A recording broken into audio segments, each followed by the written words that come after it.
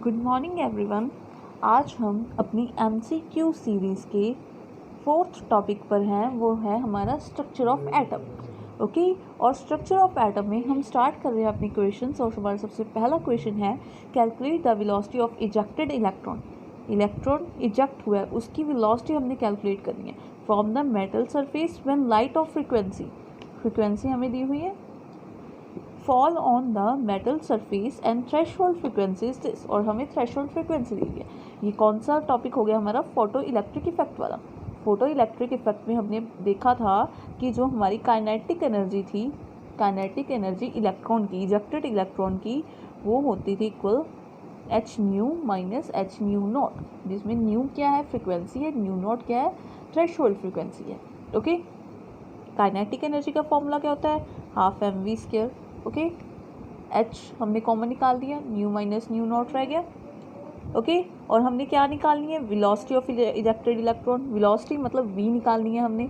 Okay, और बाकी सब टर्म्स को हम ले जाएं इधर, 2 इधर ले जाते हैं, एम बी इधर ले जाते हैं। v² की वैल्यू क्या आ गई बेटा? 2 उधर ले गए, 2h। m जो इधर मल्टीप्लाई में, इधर हो गया डिवाइड में। बाकी जो टर्म ऐसे थे ऐसी लिख ली। और जो पावर स्क्वायर है हमने क्या निकालनी है? v निकालनी है। ये तो v² हो गया, और हमारी v क्या आ जाएगी बेटा? v वेलोसिटी वाली v 2h upon m nu minus nu naught under root, ये आ जाएगी। हम सिंपल वैल्यूज पुट कर लेंगे। h की वैल्यू हमें पता है 6.6 इंटू 10⁻⁻34। ओके, m की वैल्यू मास ऑफ इलेक्ट्रॉन हमें पता है 9.1 इंटू 10⁻31 kg। ओके, न्यू की वैल्यू हमें दी हुई है, न्यू नॉट की वैल्यू दी हुई है, न्यू की वैल्यू ये दी हुई है, न्यू नॉट की वैल्यू हमें ये दी हुई है। हम वैल्यूज पुट कर लेंगे और इसको सॉल्व कर लेंगे। ओके, चलते हैं नेक्स्ट क्वेश्चन की तरफ। अपना नेक्स्ट क्वेश्चन है the energy of second Bohr orbit of hydrogen atom is -328 kilo joule per mole as the energy of fourth orbit. हमें सेकंड बोहर ऑर्बिट की एनर्जी दी हुई है और हमने निकालनी है फोर्थ ऑर्बिट की। ओके, और हमें एनर्जी का फॉर्मूला पता है, उसके अकॉर्डिंग हमें सिर्फ और सिर्फ एन की वैल्यू चाहिए होती है। एनर्जी निकालने के लिए सिर्फ एन की वैल्यू चाहिए होती है। एन की वैल्यू कितनी आएगी बेटा? यहाँ पे एन की वैल्यू 4 दी है, मतलब एन की वैल्यू 4 आएगी। ओके, लेकिन हमें इसका क्या फ़ायदा? ये जो हमें सेकंड ऑर्बिट की एनर्जी दी हुई है, सेकंड बोहर ऑर्बिट की, इसका क्या फ़ायदा? इसका फ़ायदा क्या है बेटा? ये हमें क्यों दी हुई है? ताकि हमें पता चल सके कि ये किलो जॉल पर मोल में है। ठीक है, हमने जो एनर्जी निकालनी है वो किलो जॉल पर मोल में निकालनी है, और किलो जॉल पर मोल में निकालने वाली एनर्जी का फॉर्मूला क्या होता है? -1312 m² किलो जॉल पर मोल। ओके, ये किसके लिए? हाइड्रोजन एटम के लिए। और हाइड्रोजन के सिवाय और कोई एटम होता तो यहाँ हम Z² लिखते। ओके, क्या लिखते? यहाँ पे Z² लिखते, लेकिन हमें लिखने की ज़रूरत नहीं है यहाँ Z, क्योंकि हाइड्रोजन के लिए Z की वैल्यू कितनी होती है? 1 होती है। Z क्या है? एटॉमिक नंबर ही तो है, और हाइड्रोजन के लिए वैल्यू क्या होती है इसकी? 1 होती है। ओके, और हमारी बस हमने n की वैल्यू पुट करनी है। n की वैल्यू हमें क्या दी हुई है? 4 दी हुई है, और 4 की स्क्वायर क्या हो जाएगी? 16, और इसको सॉल्व करने पे आ जाएगा -82 किलो जॉल पर मोल। ये हमारा क्या हो जाएगा? अपना आंसर आ जाएगा। ओके, अब हम नेक्स्ट क्वेश्चन करते हैं।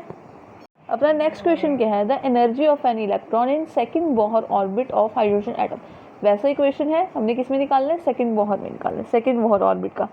ओके, एनर्जी निकालनी है। एनर्जी का फॉर्मूला अब हम इलेक्ट्रोवोल्ट्स में निकाल सकते हैं, जॉल में निकाल सकते हैं, ठीक है, किलो जॉल पर मोल में निकाल सकते हैं। अपने अपने फॉर्मूले अपने पास। किलो जॉल पर मोल वाला हमने देख लिया। ओके, इलेक्ट्रोवोल्ट वाला क्या होता है बेटा? इलेक्ट्रोवोल्ट वाला फॉर्मूला होता है, इलेक्ट्रोवोल्ट वाला -13.6 Z² n² इलेक्ट्रोवोल्ट। ओके, जब हम किलो जॉल पर मोल के निकाल रहे थे वहाँ 1312 था, यहाँ 13.6 है। ओके, Z की वैल्यू हाइड्रोजन एटम के लिए 1, तो हमारा फॉर्मूला हो जाएगा -13.6 अपॉन n²। n की वैल्यू क्या दी है? सेकंड ऑर्बिट निकालना है, 2 की स्क्वायर 4, यहाँ हम डायरेक्ट 4 लिख लेते हैं। ओके, ये तो हो गया इलेक्ट्रोवोल्ट में। जो अपने ऑप्शन है ना, उसमें ये वाला आंसर नहीं है, तो हम क्या करेंगे? इलेक्ट्रोवोल्ट को अब हम जूल में निकाल लेते हैं। ठीक है, 1 इलेक्ट्रोवोल्ट कितने जूल के होता है? 1.6 × 10⁻⁻19 जॉल के। ओके, बस इसको कर लेते हैं, इसको मल्टीप्लाई कर देते हैं और जॉल में कन्वर्ट कर देंगे।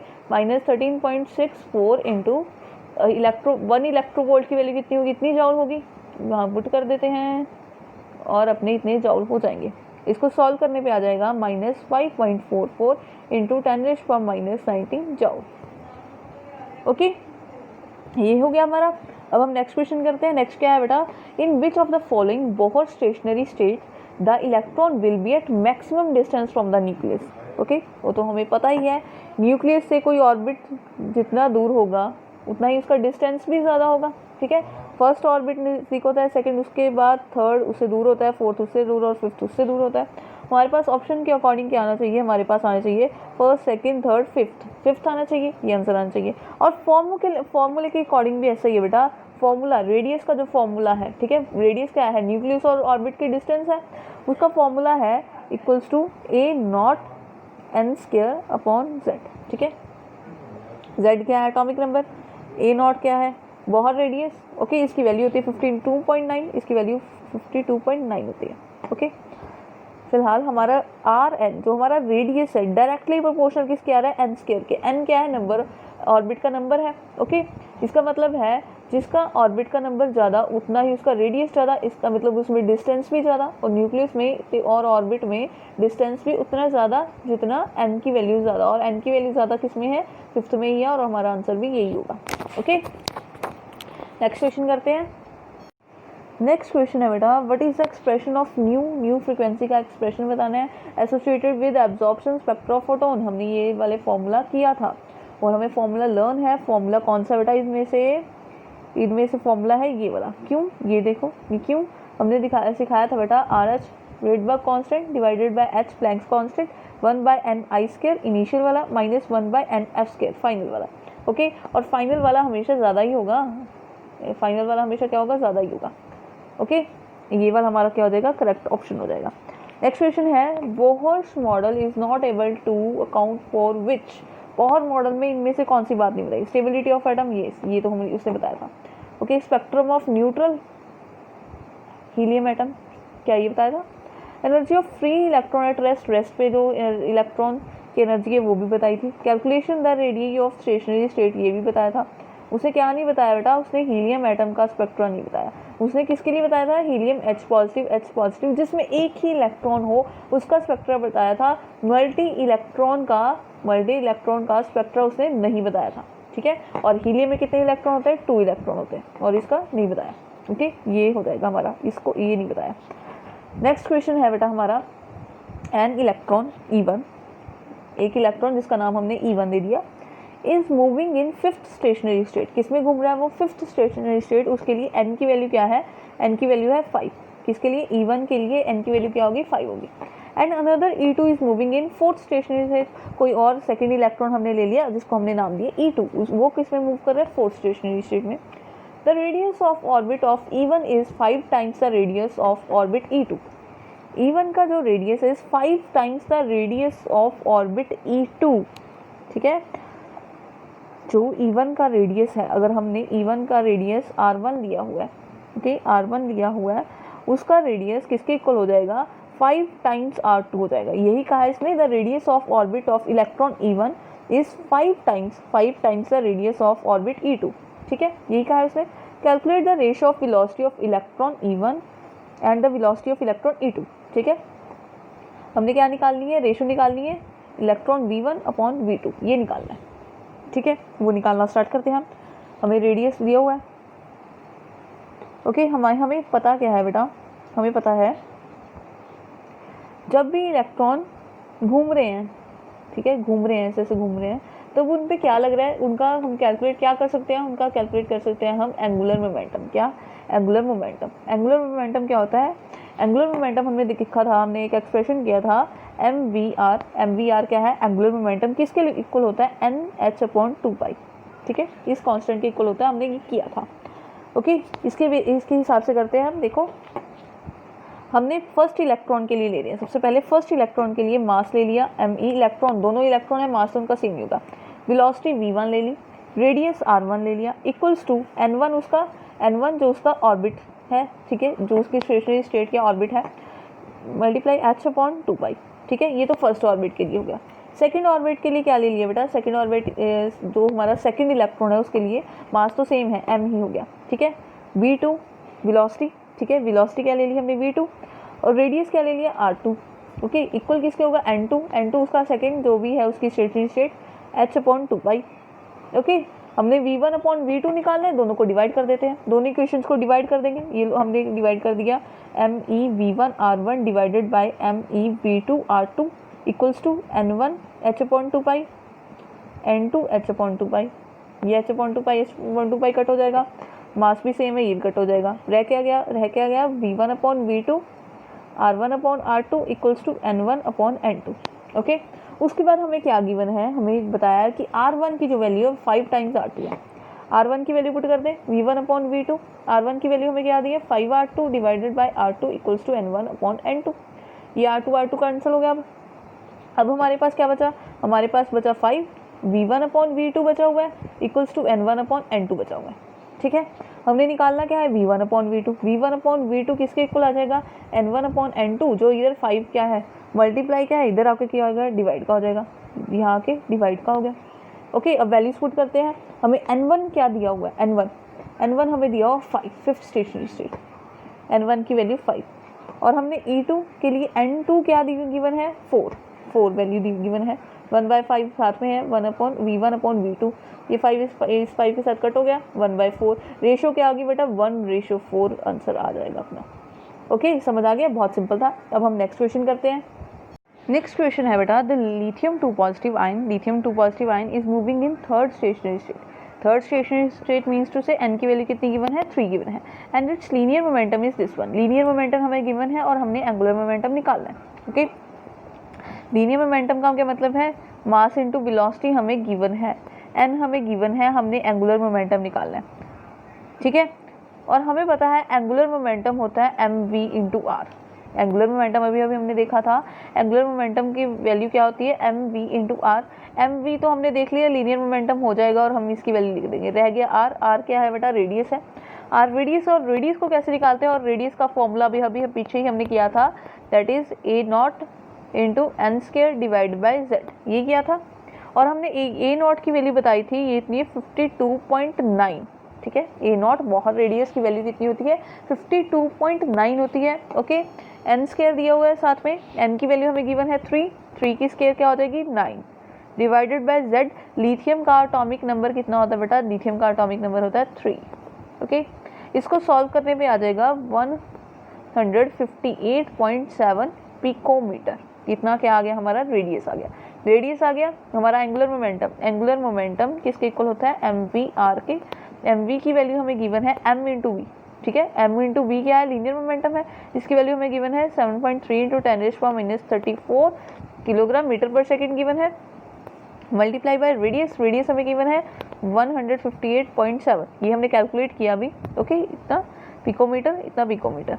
ठीक है, इसकी units kilogram metre per second, units को चेंज कर लेंगे, मीटर में कर दिए इसको, पिको का मतलब होता है 10⁻12।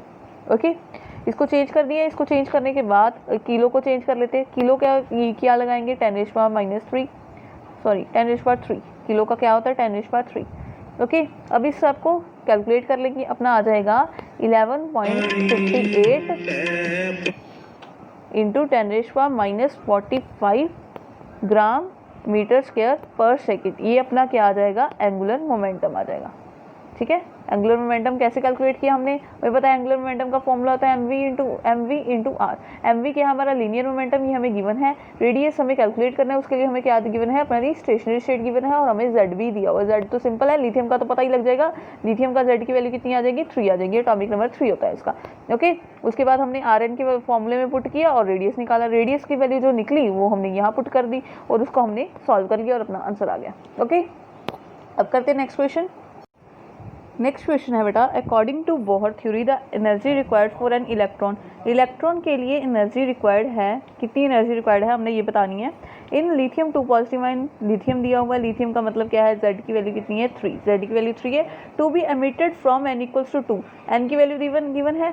ओके, ये स्टेट हमें गिवन है और हमने क्या निकालना बेटा, हमने निकालना क्या है, एनर्जी कितनी एमिट होगी, हमने एनर्जी निकालनी है, सिंपल। ओके, और हमें ये गिवन है, इसका मतलब इलेक्ट्रोवोल्ट में निकालनी है, और इलेक्ट्रोवोल्ट में निकालने वाला फॉर्मूला ले लेंगे, और वो फॉर्मूला होता है En equals to -13.6 z² upon n²।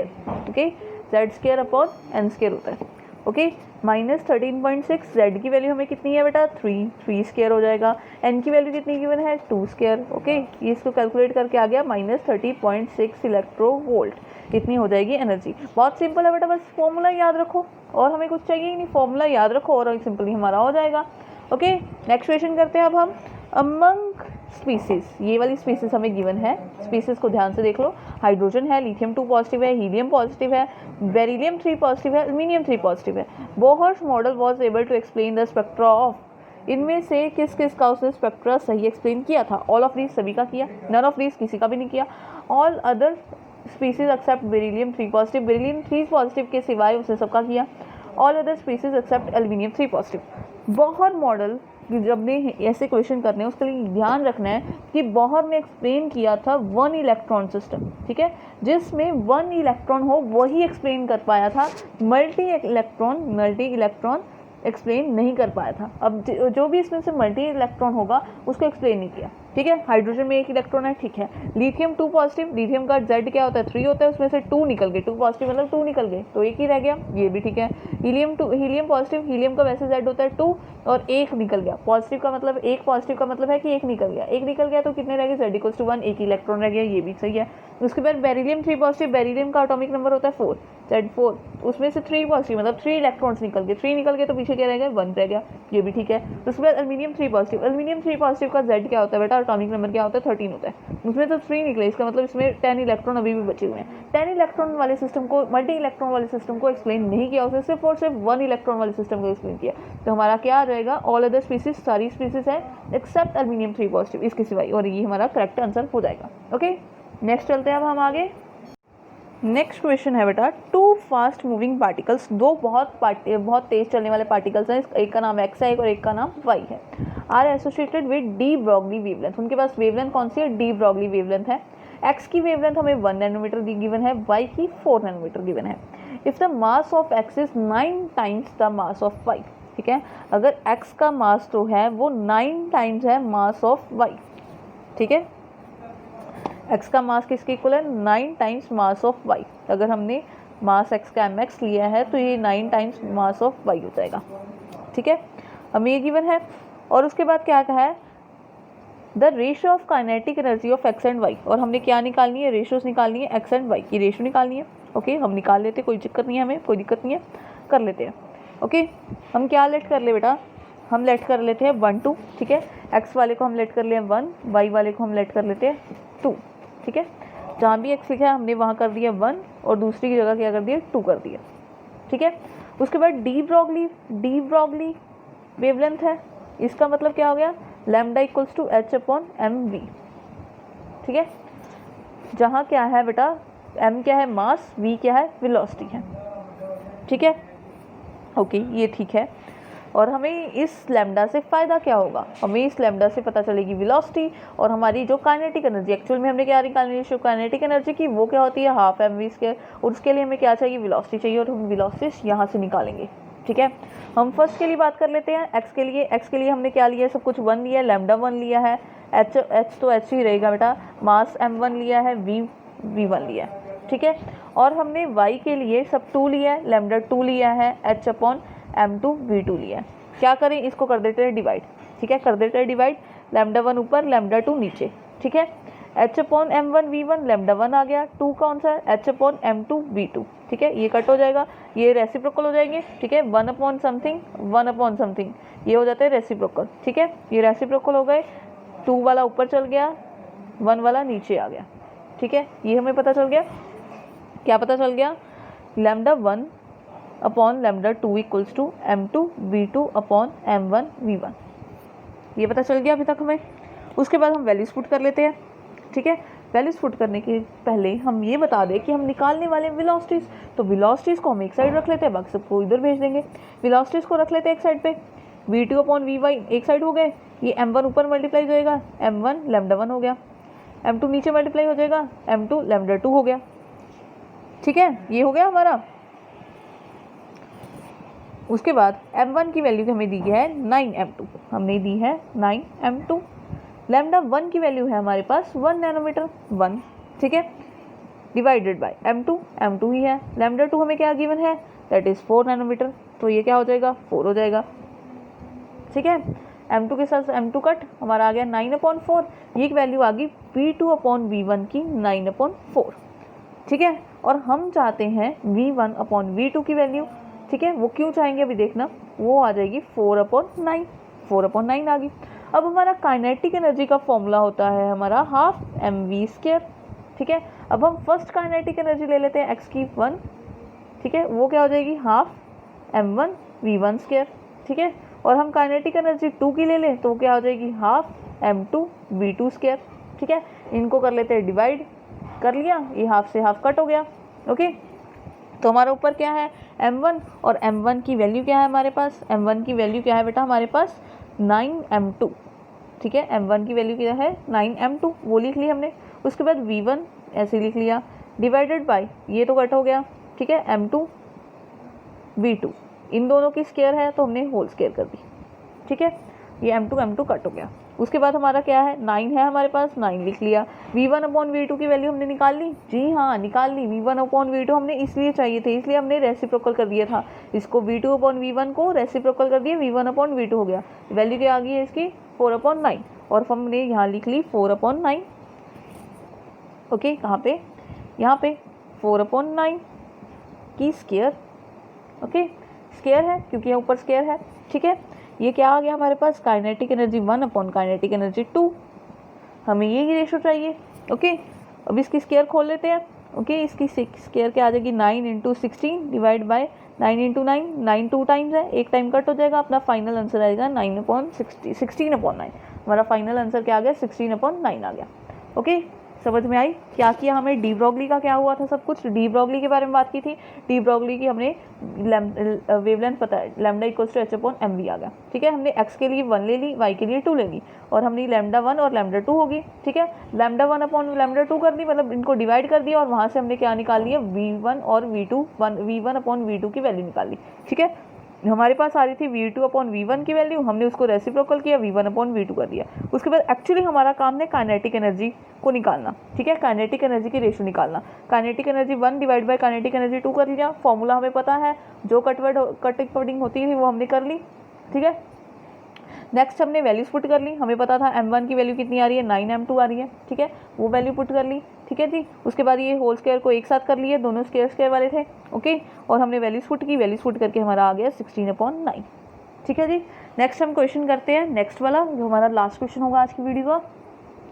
Next question है, इन एन एटम, कोई एटम है, an electron is moving with speed of 600 metre per second.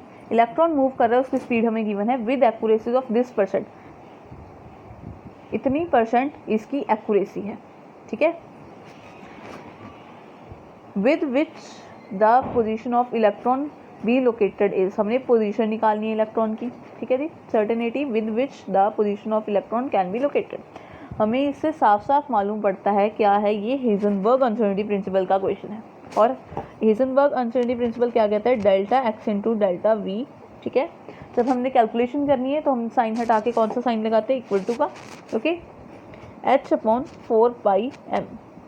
Okay, और हमने निकालना क्या है यहाँ डेल्टा x निकालना है, और हमारा डेल्टा x किसके इक्वल हो जाएगा h/4πm × डेल्टा v। h की वैल्यू हमें गिवन है, m भी हमें गिवन है, पाई की भी कांस्टेंट, हमें इसकी वैल्यू हमें निकालनी क्या है डेल्टा v की वैल्यू, ये तो हमें v दिया हुआ है, और उसकी परसेंटेज आगे दी हुई है, इतनी % एक्यूरेसी है। ठीक है, अगर किसी की भी % की बात करें, ठीक है, x% ऑफ x कहें, x% ऑफ x का मतलब है, ठीक है, x/100 × x। ओके, सिमिलरली क्या कहा है हमें, speed of this with accuracy of this %। ठीक है, 0.005% ऑफ 600। ओके, इतने % एक्यूरेसी है। हमारी एक्चुअल स्पीड क्या आ जाएगी, जो हमारी अनसर्टेनिटी प्रिंसिपल के अकॉर्डिंग जो हमारी सर्टेनिटी अनसर्टेनिटी आनी चाहिए वो क्या आएगी, इसको क्या करेंगे बेटा 0.05/100 × 600। ठीक है जी, इसको सॉल्व करने पे आ जाएगा 0.03। ठीक है, 0.03 आ जाएगा, सिंपली ये 0.03 आ जाएगा। ओके, ये हमारी आ गई डेल्टा v की वैल्यू। अब हमारी डेल्टा v निकल चुकी है, बाकी सब कुछ हमें मालूम है। और हम करें वैल्यूज पुट करें, डेल्टा एक्स को निकालें। डेल्टा एक्स की वैल्यू कितने आ जाएगी बेटा, एच की वैल्यू क्या है 6.6 × 10⁻34 डिवाइडेड बाय 4, पाई की वैल्यू 3.14, मास हमें दिया हुआ है 9.1 × 10⁻31। ओके, डेल्टा वी की वैल्यू कितनी आ गई 0.03। इसको सॉल्व करने पर जब हम ऑल ओवर इसको सॉल्व करेंगे, इसको सॉल्व करने पर आएगा 1.92 × 10⁻³ मीटर। ठीक है, कितना आ जाएगा, और ये हमारा हो जाएगा डेल्टा एक्स, और हमारा ये वाला ऑप्शन हो जाएगा करेक्ट। ओके, बहुत सिंपल था। सिंपली क्या है बेटा, हमें क्या दिया हुआ है 600 metre per second with accuracy of this %। इससे हमने क्या निकाल दी, हमने डेल्टा वी निकाल दिया। बहुत सिंपल है, परसेंटेज किसी भी की निकालनी हो बस परसेंटेज का साइन हटा के डिवाइड कर दो 100 और इसको मल्टीप्लाई कर दिया, सिंपल। ये हम छोटे होते से, जब बिल्कुल छोटे होते थे ना, तब परसेंटेज वाला चैप्टर हमें हर क्लास में आता था, परसेंटेज वाला, बस उसी में हमें यही सिखाया गया। बस उसी मेथड को अप्लाई किया, डेल्टा वी निकाला। डेल्टा वी निकालने के बाद हमने क्या किया, हमारी जो अनसर्टेनिटी प्रिंसिपल है, ठीक है, हिसेनबर्ग अनसर्टेनिटी प्रिंसिपल, ठीक है, उसको वैल्यू, उसमें हमने सारी वैल्यूज को क्या कर दिया, पुट कर दिया, और हमारा आंसर निकाल लिया, और हमारा डेल्टा एक्स आ गया। बहुत सिंपल था। ओके, हमारा हो गया स्ट्रक्चर ऑफ एटम यहाँ पे। अब मिलेंगे किसी और लेक्चर में किसी और टॉपिक के साथ।